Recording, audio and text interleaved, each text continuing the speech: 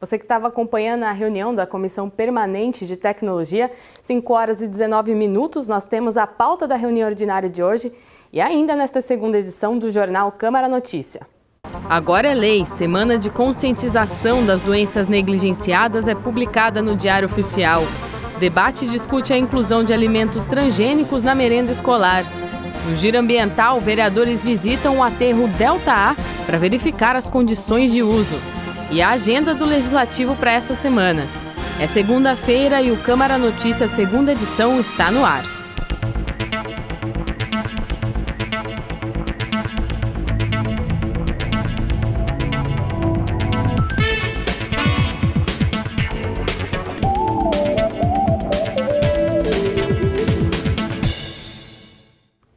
Olá, boa tarde. Logo mais às 6 horas tem reunião ordinária com transmissão ao vivo aqui pela TV Câmara Campinas.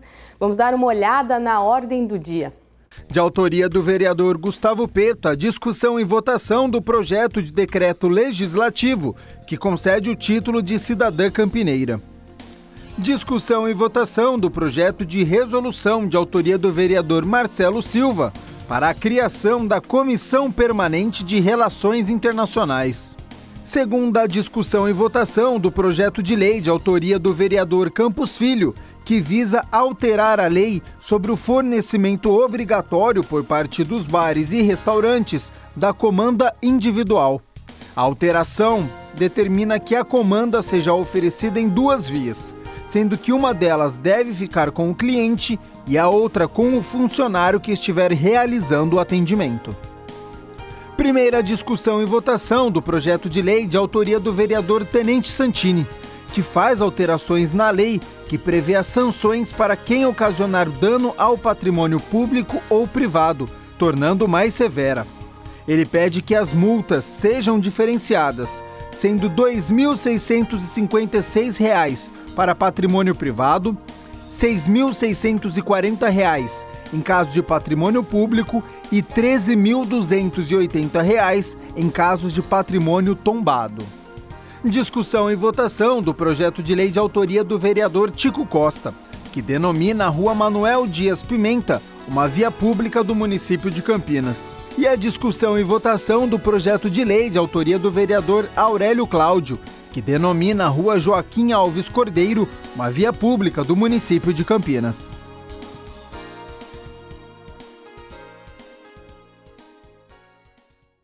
E começa a tramitar hoje aqui no Legislativo um projeto de lei que pretende obrigar prédios da Rede Municipal de Saúde a fixarem placas com o número da ouvidoria de saúde. Veja a justificativa do autor do projeto, o vereador Paulo Galtério, que é presidente da Comissão de Saúde.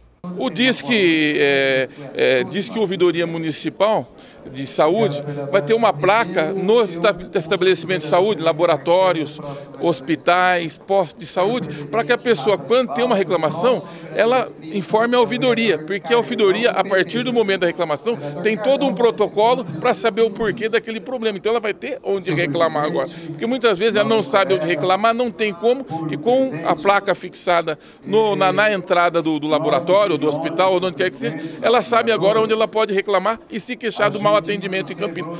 O cidadão se torna um fiscal das atividades do posto de saúde e dos hospitais. Ainda sobre saúde, a Semana de Conscientização das Doenças Negligenciadas, aprovada na Câmara neste mês, já é lei.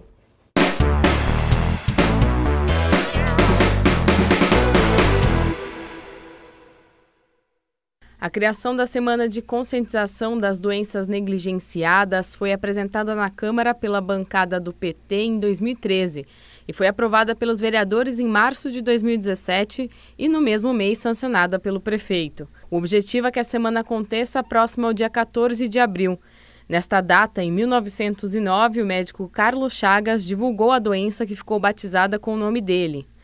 A Chagas é uma das doenças negligenciadas, termo utilizado para enfermidades causadas por agentes infecciosos e parasitários. São doenças que estão voltando e com grande intensidade. E através da SECAMP, que é a Associação dos Portadores de Doenças de Chagas, é que chegou a nós esse pedido para que fosse instituído o dia, com o objetivo da gente poder fazer com que essas doenças não sejam negligenciadas como são hoje, são esquecidas, não existe investimento no tratamento delas. As doenças negligenciadas têm maior incidência em áreas que concentram a população de baixa renda e, segundo os autores da proposta, não despertam o interesse das empresas farmacêuticas para pesquisa em vacinas e tratamentos. Por acometerem as populações mais pobres, elas acabam não recebendo os mesmos tipos de investimentos do ponto de vista de políticas públicas e de pesquisa e inovação. Então, por exemplo, a doença de Chagas é uma doença que acomete 6 milhões de brasileiros e como, infelizmente, é uma doença, né, que acomete um setor que é marginalizado da sociedade, as populações rurais, as populações do norte e nordeste do nosso país, as populações do centro-oeste, acabam sendo, não recebendo a verba de pesquisa, uma estruturação do ponto de vista de política pública adequada para o seu tratamento. A criação da semana visa alertar a população sobre as doenças negligenciadas e trazer informação sobre prevenção e tratamento. A própria Organização Mundial da Saúde chegou a enviar um ofício à Câmara Municipal pedindo a aprovação desta proposta. A Organização Mundial de Saúde já enviou uma carta a esta casa pedindo que esse projeto fosse aprovado, porque ele é parte da estratégia da Organização Mundial de Saúde de tornar visíveis essas doenças que, feito o nome já diz, são colocadas numa categoria global como doenças negligenciadas. A lei está em vigor desde a publicação em 23 de março de 2017. E a possível volta de alimentos transgênicos na merenda escolar foi tema de um debate aqui na Câmara. Precisamos de transgênicos na merenda escolar de Campinas?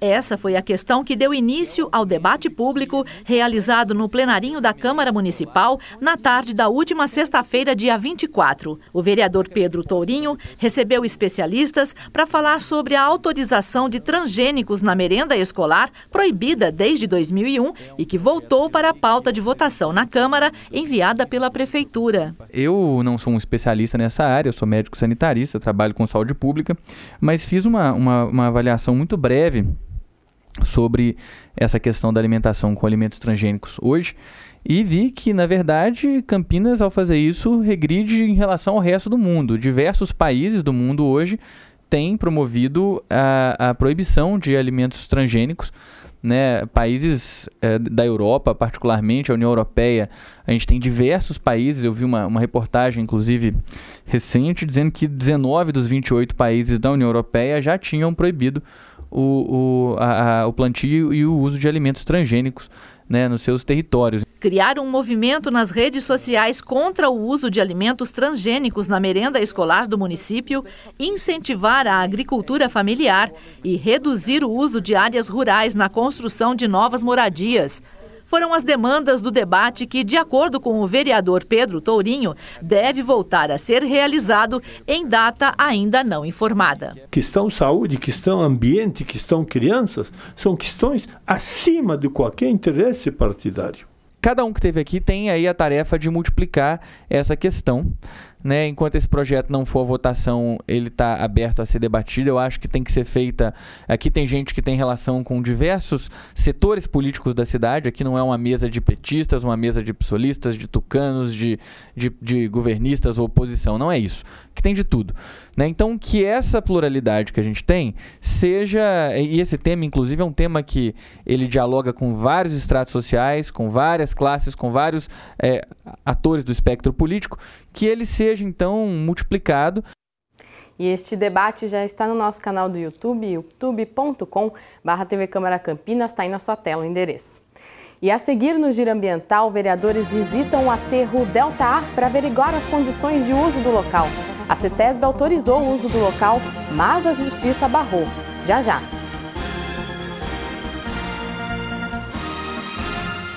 A OBMEP, Olimpíada Brasileira de Matemática das Escolas Públicas, é a maior competição de estudantes no Brasil. E este ano vai ficar ainda maior. Os alunos das escolas particulares também podem participar da OBMEP, que vai unir todas as escolas do país para descobrir novos talentos e melhorar o ensino da matemática no Brasil. Diretores e professores, inscrevam suas escolas até 31 de março. Alunos, participem! A matemática quer somar novos talentos para o Brasil.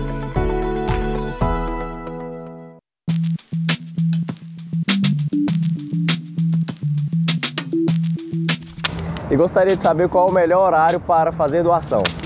Avelar, a Fundação Hemocentro de Brasília funciona normalmente de segunda a sábado, das 7 às 18. O nosso fluxo maior de doadores hoje é pela manhã. Então, se você quiser vir de forma tranquila, ter um atendimento rápido, em torno de 30 a 40 minutos, para todo o fluxo da doação, é ideal que você venha no período da tarde, pós-almoço. Lembrando que hoje, para doação de sangue, as pessoas precisam vir bem alimentadas, sem gordura e derivados do leite, ou seja, jejum em hipótese alguma. Se você preferir vir pelo turno da tarde, a gente pede para que a pessoa almoce e dê um intervalo de 2 horas do almoço para não prejudicar a digestão. E, gente, eu costumo brincar, aquele PF básico brasileiro, um arroz, um feijão, uma carne grelhada ou assada, nada de ovo frito e saladinha, tá bom?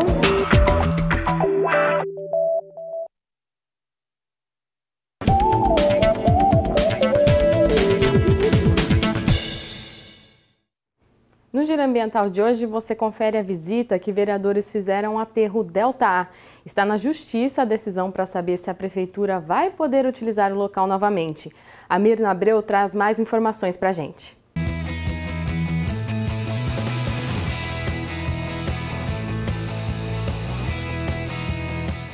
Olá!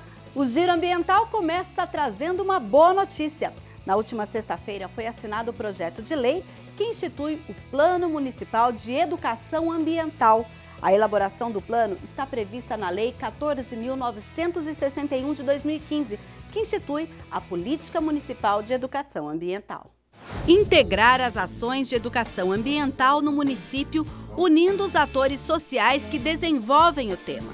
O projeto de lei assinado pelo prefeito, que agora passará por discussão na Câmara, inclui o uso de um aplicativo que será desenvolvido para reunir informações sobre as ações de cada grupo ou agente ambiental. Todos os trabalhos da área ambiental que existem, eles foram ouvidos, né? Não foi um plano que a Prefeitura fez sozinha. Vários setores da sociedade. O presidente da Comissão de Meio Ambiente da Câmara fala do trabalho dos vereadores. Agora, a missão da Câmara é discutir, aprofundar e aprovar esse projeto de lei. É um processo que já vem sendo construído há anos, né, que envolveu a participação de vários atores, não apenas da Prefeitura. Após a aprovação na Câmara e a publicação na lei no Diário Oficial, a Secretaria do Verde, Meio Ambiente e Desenvolvimento Sustentável terá até 4 meses para formar o grupo que fará a implementação e o acompanhamento do Plano Municipal de Educação Ambiental. Esse grupo a gente pretende não limitá-lo à Secretaria do Verde, porque o Plano Municipal de Educação Ambiental foi feito de forma coletiva por várias entidades. Então a nossa ideia é que muitas pessoas possam participar do acompanhamento e gestão desse plano. As ações devem começar assim que a proposta for aprovada. E assim que a Câmara aprovar, nós já temos um plano feito já, né? Pronto para entrar em execução, que vai entrar ainda nesse semestre em execução, assim que a Câmara aprovar, e todos nós já estamos trabalhando. A gente vai, na verdade, não vamos esperar tudo para começar a trabalhar, nós já estamos nos articulando uma série de ações conjuntas com a Secretaria de Educação, e a partir da publicação da lei, do início dos trabalhos, nós vamos intensificar essas ações. A Comissão de Meio Ambiente da Câmara de Campinas visitou o aterro Delta A, desativado desde 2014. Agora, a Prefeitura aguarda uma posição da Justiça para voltar à operação no local. A Comissão de Meio Ambiente e vereadores convidados fizeram uma visita ao aterro Delta A, para conferir as medidas técnicas da Prefeitura para que o local volte a receber o lixo de Campinas.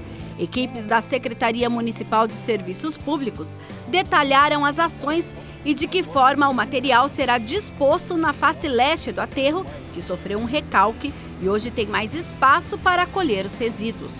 Atualmente, aqui funciona a estação de transbordo, onde os caminhões diariamente deixam cerca de 1,5 toneladas que passa para as carretas que fazem o transporte até o município vizinho.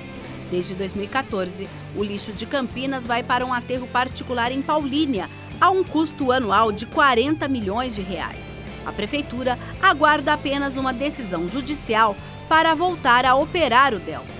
O secretário municipal de Serviços Públicos avalia o interesse dos parlamentares de forma positiva. Eles caminharam aqui por todo o perímetro do aterro, viram todas as obras, viram que não há cheiro, não há nenhum problema, não há contaminação. O processo de manejo e controle é absolutamente tecnológico, não é? Então, acho que isso desmistifica essa ideia ruim que algumas pessoas colocam sobre o aterro sanitário. O vereador Jorge da Farmácia aprovou o que viu. Era uma vontade que eu tinha de conhecer como que funcionava. E, na minha opinião, é extremamente importante que a nossa cidade de Campinas saiba que existe um processo aqui e muito bem elaborado. Tanto é que não temos cheiro, não temos absolutamente nada aqui. O presidente da Comissão de Meio Ambiente faz um balanço positivo das informações obtidas. E o que foi importante? Primeiro, que nada está sendo feito na base do improviso. Existe um estudo técnico que foi encaminhado à CETESB, que justifica a utilização do lixo novamente para recompor a encosta do lado leste, que foi a primeira que recebeu o lixo ainda na década de 90. Essa recomposição da encosta teria que ser feita. Você poderia fazer isso colocando terra, quer dizer, preenchendo esse espaço que cedeu com terra, ou com entulho, ou com o próprio lixo. Então, do ponto de vista racional, lógico, é mais importante você voltar a usar o lixo para isso, porque você coloca o lixo, compacta com terra, vai recompondo a encosta, garantindo que não haja nenhum impacto ambiental, quer dizer, as medidas que vão estar sendo desenvolvidas, complementares a essa decisão, vão transformar o aterro Delta ainda no dos melhores do país. Com essas notícias, o Giro Ambiental fica por aqui e volta na próxima semana com novas informações sobre o meio ambiente. Até lá! Esportes, estreia de Gilson Klein. A Ponte Preta venceu o São Bento neste domingo por 2-1 em Sorocaba. Agora, quarta-feira, enfrenta o Palmeiras no Moisés Lucarelli às 9h45 da noite e é a última rodada da primeira fase. Ponte e Santos já estão classificados, mas para conseguir o primeiro lugar na chave, a Ponte precisa vencer o Palmeiras e ainda torcer para o Santos perder para o Novo Horizontino. E o Guarani venceu ontem o Água Santa lá em Diadema. O Guarani precisou de apenas 8 minutos para abrir o placar. Bruno Nazário lançou o atacante Eliandro, que avançou, driblou o zagueiro e fuzilou para o fundo das redes. 1-0 Bugre. Aos 45 minutos da etapa final, Lohan avançou pela esquerda e cruzou para Brian Samúdio, livre, guardar o segundo. Os donos da casa ainda tiveram tempo para descontar. Após cruzamento, o Patrick, meio desajeitado, conseguiu colocar no cantinho de Leandro Santos, mas já era tarde. Final, Água Santa na segunda colocação 1, Guarani em oitavo 2. Tá aí a estreia do técnico Vadão com vitória e agora o Bugre volta a campo na quinta-feira, também fora de casa, diante do Taubaté, que está uma posição acima do Guarani na tabela. Boa sorte para o Guarani, que ainda tem chances de se classificar.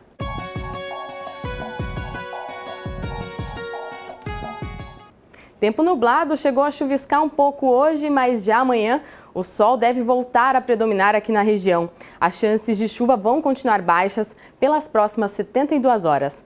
Na madrugada, aí, antes do sol nascer, a mínima vai ser de 19 graus e a máxima nesta terça-feira de 31 graus, segundo o CEPAGRE da Unicamp. E para finalizar, tem a agenda aqui do Legislativo desta semana.